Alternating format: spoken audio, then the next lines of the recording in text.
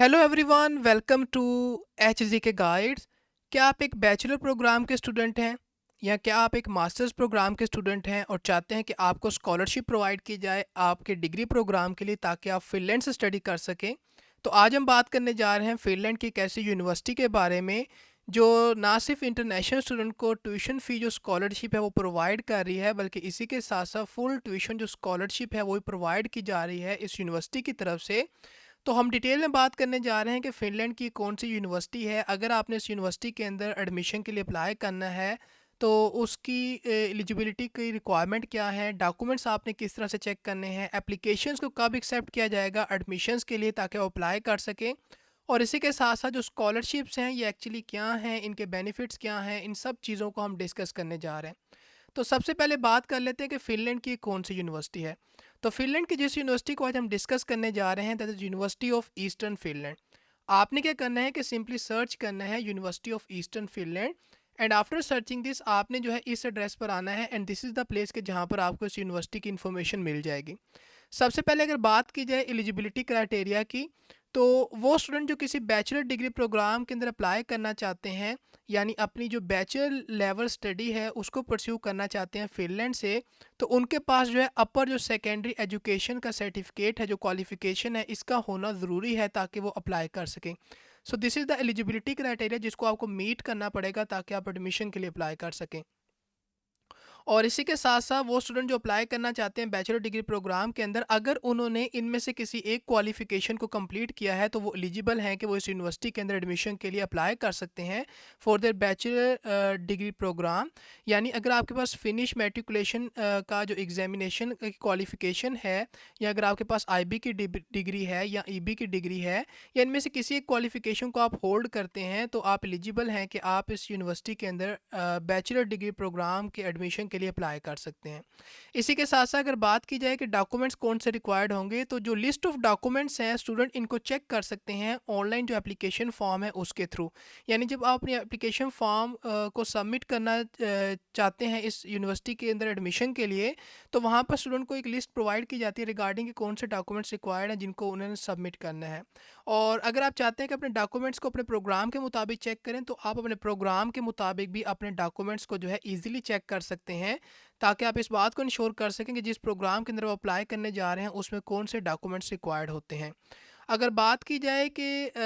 कुछ जो general documents जो कि यहाँ पर मेंशन है जो कि आपसे रिक्वायर्ड होंगे, उसमें आप अपना जो आपका एजुकेशनल डॉक्यूमेंट्स हैं आप उनको सबमिट करेंगे। यानी आपकी जो क्वालिफ़िकेशन का जो डिप्लोमा है, जो ग्रेजुएशन सर्टिफिकेट है, या जो ट्रांसक्रिप्ट है आपने उसको सबमिट करना है। इसी के साथ साथ जो इंग्लिश लैंग्वेज प्रोफिशिएंसी की रिक्वायरमेंट है आपको उसको भी मीट करना पड़ेगा, यानी उसका भी जो टेस्ट स्कोर है उसको आपको सबमिट करना पड़ेगा। और जो भी एक्सेप्टेबल टेस्ट स्कोर होंगे आप सिर्फ उन्हीं टेस्ट स्कोर को जो है सबमिट कर सकते हैं, जिसके बारे में अभी हम लेटर ऑन बात करते हैं। और जो डॉक्यूमेंट्स आपने सबमिट करने हैं यहाँ पर क्लियरली मेंशन है कि आप अपने डॉक्यूमेंट्स को जो है अपना जो एप्लीकेशन फॉर्म है उसके अंदर सबमिट करेंगे, और जो एप्लीकेशन पीरियड गिवन होगा उसके अंदर सबमिट करेंगे। यानी ऑनलाइन आपने अपनी एप्लीकेशन को सबमिट करना है और ऑनलाइन ही आपने अपने डॉक्यूमेंट्स को जो है सबमिट करना है जब एप्लीकेशंस को एक्सेप्ट किया जाएगा। और यहाँ पर जो है डॉक्यूमेंट्स से रिलेटेड कुछ गाइडलाइंस को मेंशन किया गया है,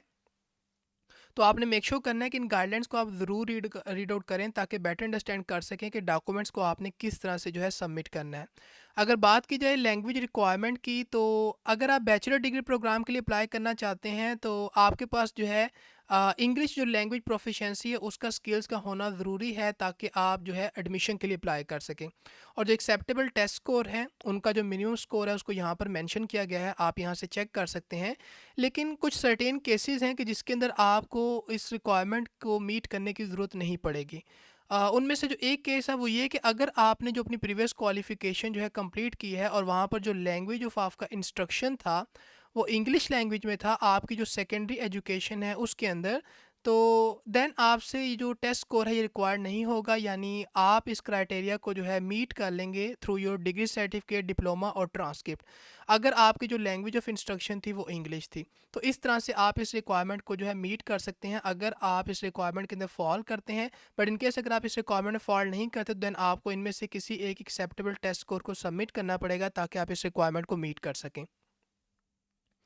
अब बात करते हैं उन स्टूडेंट्स की जो किसी मास्टर्स डिग्री प्रोग्राम के अंदर अप्लाई करना चाहते हैं, तो यहाँ पर डिफरेंट जो है स्टडी के ऑप्शंस अवेलेबल हैं मास्टर्स डिग्री प्रोग्राम स्टूडेंट्स के लिए। वो इकोनॉमिक्स एंड बिजनेस एडमिनिस्ट्रेशन को स्टडी कर सकते हैं, एजुकेशन को स्टडी कर सकते हैं, ह्यूमैनिटीज़ है, हेल्थ साइंसेज है, नेचुरल साइंसेज है, सोशल साइंसेज है। तो इनके अंदर डिफरेंट आपके पास जो है प्रोग्राम्स के ऑप्शन अवेलेबल हैं जिनको आप चेक कर सकते हैं। तो जो भी आपका डिज़ायर्ड प्रोग्राम है आप उस प्रोग्राम को चूज़ कर सकते हैं, बट आपको मेक श्योर करना होगा कि जिस प्रोग्राम को आप चूज़ कर रहे हैं आप उसकी रिक्वायरमेंट्स को मीट करते हैं और एक एलिजिबल कैंडिडेट हो उस प्रोग्राम के अंदर एडमिशन के लिए अप्लाई करने के लिए। अगर बात की जाए कि अगर आपने अप्लाई करना है तो रिक्वायरमेंट क्या है एक मास्टर्स डिग्री प्रोग्राम के लिए। तो जो मास्टर्स डिग्री प्रोग्राम है उसके लिए जो रिक्वायरमेंट है, जो एलिजिबिलिटी का क्राइटेरिया है वो ये कि आपके पास जो है आपकी जो प्रीवियस क्वालिफिकेशन है वो बैचलर डिग्री होनी चाहिए that correspond to the at least जो है आपके 3 years of full time academic study. तो अगर आप इस क्राइटेरिया को अगर मीट करते हैं तो आप एलिजिबल हैं कि आप एक मास्टर्स डिग्री प्रोग्राम के अंदर अप्लाई कर सकते हैं। और एक सिंपल सी बात है कि ऑब्वियसली सी बात है, जब आप एक मास्टर्स डिग्री प्रोग्राम के अंदर अप्लाई करना चाहते हैं तो आपके पास बैचलर डिग्री का होना ज़रूरी है ताकि आप अप्लाई कर सकें फॉर योर एडमिशन। और अगर बात की जाए डॉक्यूमेंट्स कौन से रिक्वायर्ड होंगे, तो अगेन जैसे हमने बात की थी बैचलर प्रोग्राम स्टूडेंट्स की, वैसे ही जो मास्टर्स प्रोग्राम स्टूडेंट्स हैं उन्होंने भी अपने जो डॉक्यूमेंट्स हैं उनकी जो कंप्लीट लिस्ट है वो चेक कर सकते हैं जो ऑनलाइन एप्लीकेशन फॉर्म है उसके थ्रू। और आप अपने डॉक्यूमेंट्स को जो है ऑनलाइन सबमिट करेंगे एक गिवन एप्लीकेशन जो ड्यूरेशन है उसके अंदर, और ऑनलाइन एप्लीकेशन फॉर्म के साथ ही आपने अपने डॉक्यूमेंट्स को जो है सबमिट करना है ताकि आपकी जो एप्लीकेशन है वो कंप्लीट कंसीडर की जाए। और उसके लिए जो एक टाइम फ्रेम है उसको यहाँ पर मेंशन किया गया है ताकि आप इस बात को इंश्योर कर सकें कि आपकी जो एप्लीकेशन है वो ऑन टाइम जो है सबमिट हो रही है with all the required documents. और कुछ अगर डॉक्यूमेंट्स की बात की जाए तो जस्ट लाइक आप अपने एजुकेशनल डॉक्यूमेंट्स को सबमिट करेंगे, यानी आप अपना जो ग्रेजुएशन सर्टिफिकेट है उसको सबमिट करेंगे जिसको आप डिप्लोमा भी कह सकते हैं, आप अपने ट्रांसक्रिप्ट को सबमिट करेंगे। और ऐसे स्टूडेंट जो अभी ग्रेजुएट नहीं हुए बट बहुत जल्द जो है ग्रेजुएट हो जाएंगे, तो ऐसे स्टूडेंट जो है प्रोविजनल सर्टिफिकेट को सबमिट कर सकते हैं ताकि वो इस रिक्वायरमेंट को मीट कर सकें। और यहाँ पर अगेन बात मेंशन की गई है कि आपने अपने डॉक्यूमेंट्स को किस तरह से सबमिट करना है, हम इसको जो है 2 बार डिस्कस कर चुके हैं, लेकिन आप मेक श्योर करें कि आप इस रिक्वायरमेंट को आपने ज़रूर रीड आउट करना है। ये वही कुछ इंस्ट्रक्शंस हैं जस्ट लाइक कि जो बैचलर प्रोग्राम के स्टूडेंट हैं उनके लिए भी यही इंस्ट्रक्शंस हैं, और हो सकता है ये इंस्ट्रक्शंस कुछ वेरी करें for the masters program student, तो आपने इनको ज़रूर रीड आउट करना है ताकि आप इस बात को इंश्योर कर सकें कि आप एक प्रॉपर वे में अपने डॉक्यूमेंट्स को सबमिट कर रहे हैं। तो इस तरह से आप अपने डॉक्यूमेंट्स को चेक करेंगे। और अगर लैंग्वेज की बात की जाए, लैंग्वेज रिक्वायरमेंट की, तो ऐसे स्टूडेंट जो मास्टर्स डिग्री प्रोग्राम के अंदर अप्लाई करना चाहते हैं उनसे भी जो इंग्लिश लैंग्वेज प्रोफिशेंसी है उसका जो टेस्ट स्कोर है वो रिक्वायर्ड है ताकि वो अप्लाई कर सकें। लेकिन ऐसे स्टूडेंट कि जिन्होंने अपनी जो क्वालिफ़िकेशन है उसको कंप्लीट किया है या ग्रेजुएट हुए हैं हायर एजुकेशन इंस्टीट्यूशन से जो कि लोकेटेड है इनमें से किसी एक कंट्री के अंदर, और वहाँ पर जो लैंग्वेज ऑफ इंस्ट्रक्शन थी वो इंग्लिश थी, या आप ग्रेजुएट हुए हैं किसी हायर एजुकेशन इंस्टीट्यूशन से जो कि इनमें से किसी एक कंट्री में बिलोंग करता है,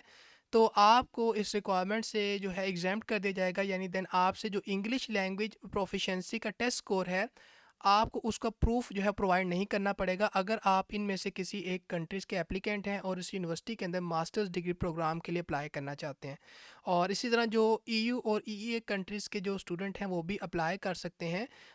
अगर वो जो है इस रिक्वायरमेंट का को मीट नहीं कर रहे, यानी उनको ये प्रूफ प्रोवाइड नहीं करना पड़ेगा अगर वो ईयू या ईईए कंट्रीज से बिलोंग करते हैं और इस यूनिवर्सिटी के अंदर अप्लाई करना चाहते हैं। लेकिन इसी के साथ साथ आप अपने कंट्री के मुताबिक भी कुछ स्पेसिफिक रिक्वायरमेंट्स अगर हैं तो उनको चेक कर सकते हैं। तो मास्टर्स डिग्री प्रोग्राम के स्टूडेंट भी इस रिक्वायरमेंट को चेक कर सकते हैं, और इसी तरह जो बैचलर डिग्री प्रोग्राम के स्टूडेंट हैं वो भी इस रिक्वायरमेंट को चेक कर सकते हैं अगर उनके लिए रिक्वायरमेंट्स को मेंशन किया गया है। तो यहाँ पर बहुत सारी कंट्रीज़ की लिस्ट को जो है मेंशन किया गया है जहाँ से जो एप्लीकेंट हैं अप्लाई कर सकते हैं इस यूनिवर्सिटी के अंदर एडमिशन के लिए। तो इन केस अगर बात की जाए उन स्टूडेंट्स की जो पाकिस्तान से अप्लाई करना चाहते हैं, तो अगर उनकी रिक्वायरमेंट को चेक किया जाए तो सिंपली अगर पाकिस्तान को हम चूज़ करते हैं तो यहाँ पर क्लियरली मेंशन है कि आप अपना डिग्री सर्टिफिकेट और अपनी ट्रांसक्रिप्ट जो है उसको सबमिट करेंगे। और ये जो डिग्री सर्टिफिकेट और ट्रांसक्रिप्ट आप सबमिट करेंगे इसको आपने सर्टिफाइड भी करवाना है बाय हायर एजुकेशन कमीशन। तो ये एक रिक्वायरमेंट है जिसको आपको मीट करना पड़ेगा अगर आप पाकिस्तान से जो है बिलोंग करते हैं और इस यूनिवर्सिटी के अंदर एडमिशन के लिए अप्लाई करना चाहते हैं। तो बाकी जो कंट्रीज़ के एप्लीकेंट हैं वो यहाँ से अपने कंट्री को देख सकते हैं और अपने कंट्री के मुताबिक रिक्वायरमेंट को जो है इंश्योर कर सकते हैं ताकि वो एक एलिजिबल कैंडिडेट हो सके और उनकी एप्लीकेशन को कंसीडर किया जाए। अगर बात की जाए कि आपने जो है अप्लाई किस तरह से करना है, तो जो एप्लीकेशन पोर्टल है उसको यहाँ पर मेंशन किया गया है जहाँ पर आप अप्लाई कर सकते हैं। और बात की जाए कि कब आप अप्लाई कर सकते हैं, तो जो bachelor and masters degree program के स्टूडेंट हैं जो कि अप्लाई करना चाहते हैं सितंबर 2024 इनटेक के लिए, उनके लिए जो एप्लीकेशंस हैं उनको अनाउंस किया जाएगा फ्रॉम 3 जनवरी से लेकर until 17 January 2024। So this is the time frame कि जिसके अंदर आप अपनी एप्लीकेशन को जो है सबमिट कर सकते हैं अगर आप किसी बैचलर या मास्टर्स डिग्री प्रोग्राम के लिए अप्लाई करना चाहते हैं। और एक बात आपने अपने माइंड में रखनी है कि जो स्टडीज़ हैं जो कि स्टार्ट होंगी फॉलोइंग सितंबर, उनके लिए जो है 1 इनटेक पर ईयर जो है एप्लीकेशंस को एक्सेप्ट किया जाता है। यानी सिर्फ एक इनटेक है इन अ ईयर के जब एडमिशन्स की एप्लीकेशन को एक्सेप्ट किया जाता है फ्रॉम द स्टूडेंट्स के वो एडमिशन के लिए अप्लाई कर सकें। और यहाँ पर कुछ फर्दर भी गाइडलाइंस मेंशन है रिगार्डिंग कि आपने अपने डॉक्यूमेंट्स को किस तरह सबमिट करना है। और इन गाइडलाइंस को हम जो है पहले भी डिस्कस करके आ चुके हैं, लेकिन आप फर्दर भी इन गाइडलाइंस को जो है रीड आउट कर सकते हैं कि आप अपने जो एप्लीकेशन है उसको ऑनलाइन सबमिट करेंगे, अपने डॉक्यूमेंट्स को भी ऑनलाइन सबमिट करेंगे। एक गिवन टाइम फ्रेम के अंदर आपने अपने जो डॉक्यूमेंट्स उनको सबमिट करना है। जो डॉक्यूमेंट्स आप सबमिट करेंगे उनसे रिलेटेड क्या इंस्ट्रक्शंस हैं, ये वही चीज़ें हैं जो पहले भी मेंशन की गई थी और आप इनको दोबारा भी जो है रीड आउट कर सकते हैं। और अगर अब बात की जाए स्कॉलरशिप की कि कौन सी स्कॉलरशिप अवेलेबल हैं, तो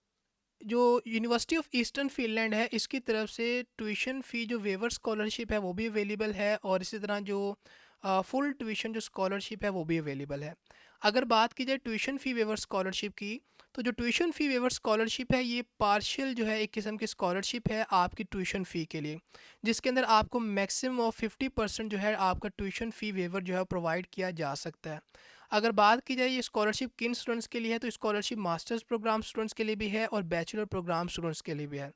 मैक्सिमम 4 सेमेस्टर्स के लिए स्कॉलरशिप प्रोवाइड की जाएगी अगर आप एक मास्टर्स प्रोग्राम के स्टूडेंट हैं, और मैक्सिमम ऑफ 6 सेमेस्टर्स के लिए स्कॉलरशिप प्रोवाइड की जाएगी अगर आप एक बैचलर प्रोग्राम के स्टूडेंट हैं।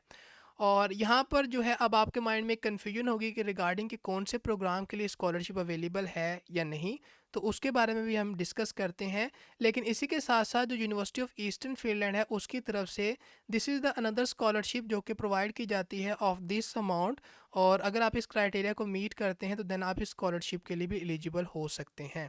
अब यहाँ पर जो है जो बैचलर डिग्री प्रोग्राम जिनके लिए स्कॉलरशिप अवेलेबल है उनको मेंशन किया गया है, और इस तरह जो मास्टर्स डिग्री प्रोग्राम जिनके लिए स्कॉलरशिप जो है अवेलेबल है उनको मेंशन किया गया है। तो सबसे पहले जो है आपका जो प्रोग्राम है उसका नेम मेंशन किया गया है, देन पर ईयर जो फ़ी है उस प्रोग्राम की उसको मेंशन किया गया है, और देन नेक्स्ट जो है कितने परसेंट आपको जो है ट्यूशन फ़ी वेवर मिल सकता है उसको मेंशन किया गया है। तो अगर आप देखें तो यहाँ पर 50% जो है tuition fee waiver scholarship provide की जा रही है अगर आप एक इनमें से किसी एक बैचलर प्रोग्राम के लिए अप्लाई करना चाहते हैं। और इसी तरह 50% जो है tuition fee waiver scholarship provide की जा रही है अगर आप इनमें से किसी मास्टर्स प्रोग्राम के अंदर स्टडी करना चाहते हैं। तो आप अपने प्रोग्राम को यहाँ से देख सकते हैं कि क्या आपका प्रोग्राम जो है यहाँ पर मेंशन है या नहीं, ताकि इस बात को इंश्योर कर सकें कि आपके लिए जो स्कॉलरशिप है उसको ऑफर किया जा रहा है या नहीं। दूसरी स्कॉलरशिप की अगर बात की जाए तो दैट इज़ फिनलैंड स्कॉलरशिप। और जो फिनलैंड स्कॉलरशिप है ये जो मास्टर्स प्रोग्राम स्टूडेंट हैं जो मास्टर्स डिग्री को परस्यू करना चाहते हैं उनके लिए ऑफ़र की जा रही है। और जो टोटल वैल्यू है फिनलैंड स्कॉलरशिप की वो यहाँ पर मेंशन की गई है। और इसी के साथ साथ अगर इस स्कॉलरशिप के बेनिफिट की बात की जाए तो 100% जो ट्यूशन वेवर है वो प्रोवाइड किया जाता है स्टूडेंट को toward their tuition fee for their first year. और इसी के साथ साथ ये इतनी अमाउंट की जो है रिलोकेशन ग्रांट भी स्टूडेंट को प्रोवाइड की जाती है इस स्कॉलरशिप प्रोग्राम के थ्रू। अगर बात की जाए कि कौन लोग अप्लाई कर सकते हैं यानी एलिजिबिलिटी क्राइटेरिया क्या है, तो अगर आप एक ऐसे स्टूडेंट हैं जो कि बिलोंग करते हैं फ्रॉम नॉन EU EEA, तो आप एलिजिबल हैं कि आप अप्लाई कर सकते हैं। और अगर आप ट्यूशन फ़ी जो है उसको जो है पे करते हैं तो आप एलिजिबल हैं कि अप्लाई कर सकते हैं। और जो मास्टर लेवल स्टडीज़ के स्टूडेंट हैं वो एलिजिबल हैं कि वो स्कॉलरशिप के लिए अप्लाई कर सकते हैं। और अगर बात की जाए कि आपने अप्लाई किस तरह से करना है, और तो आपने अप्लाई करना है फिनलैंड स्कॉलरशिप के लिए ऑन दिस एप्लीकेशन पोर्टल, जहाँ पर जो एप्लीकेशन फॉर्म है उसको एक्सेप्ट किया जाएगा। और then on basis of certain criteria student की सिलेक्शन की जाती है इस स्कॉलरशिप प्रोग्राम के लिए।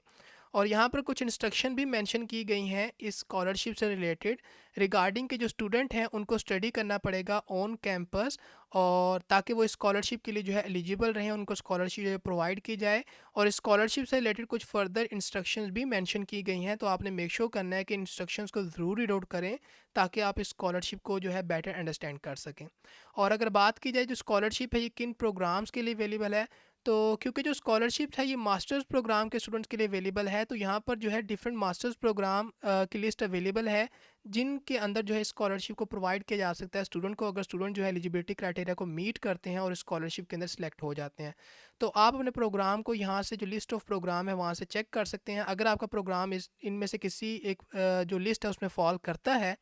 तो देन आप एलिजिबल हैं, और अगर आप एलिजिबिलिटी क्राइटेरिया को मीट करते हैं और सिलेक्ट हो जाते हैं तो देन ना सिर्फ आपको जो है 100% जो ट्यूशन फ़ी वेवर है उसकी स्कॉलरशिप प्रोवाइड की जाएगी, बल्कि आपको रिलोकेशन ग्रांट भी प्रोवाइड की जाएगी।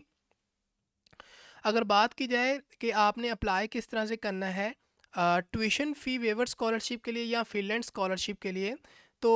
यूजुअली यहाँ पर रिकमेंडेड है कि जो स्टूडेंट अप्लाई करना चाहते हैं वो अप्लाई कर सकते हैं ना सिर्फ फिनलैंड स्कॉलरशिप के लिए बल्कि जो ट्यूशन फ़ी वेवर स्कॉलरशिप है उसके लिए भी एट द सेम टाइम। यानी अगर आपको फिनलैंड जो स्कॉलरशिप है वो प्रोवाइड अगर नहीं की जाएगी, उसमें आपकी सिलेक्शन नहीं हो पाती, तो देन आपको जो ट्यूशन फ़ी वेवर है उस स्कॉलरशिप के लिए कंसीडर किया जाएगा, ताकि अगर आप उस क्राइटेरिया को मीट करते हैं तो आपकी सिलेक्शन उसमें हो पाए। और आप अप्लाई कर सकते हैं इन दोनों स्कॉलरशिप के लिए थ्रू दिस एप्लीकेशन फॉर्म, और ये एप्लीकेशन जो पोर्टल है जहाँ पर आप अप्लाई कर सकते हैं ताकि आप इस स्कॉलरशिप के लिए कंसीडर किए जाएँ। तो इस तरह से आपने इस स्कॉलरशिप के लिए जो है अप्लाई करना है। तो ये थी आज की इन्फॉर्मेशन रिगार्डिंग उन स्टूडेंट्स के लिए जो फिनलैंड से स्टडी करना चाहते हैं और सर्च कर रहे हैं किसी स्कॉलरशिप अपॉर्चुनिटी को। तो ऐसे स्टूडेंट जो चाहते हैं कि उन्हें जो है फुल जो है ट्यूशन फ़ी वेवर प्रोवाइड किया जाए, उसकी स्कॉलरशिप प्रोवाइड की जाए, तो वो इस स्कॉलरशिप अपॉर्चुनिटी को कंसीडर कर सकते हैं। इस यूनिवर्सिटी के अंदर अगर एडमिशन के लिए अप्लाई करते हैं तो उनको कंसीडर किया जाएगा अगर वो सर्टेन एलिजिबिलिटी क्राइटेरिया को मीट करते हुए। तो आई होप सो कि जो आज की अपॉर्चुनिटी थी इसकी इन्फॉर्मेशन आपको अच्छी लगी होगी। तो आज के लिए इतना ही, मिलते हैं आपको किसी नई अपॉर्चुनिटी के साथ। So till then take care and good bye.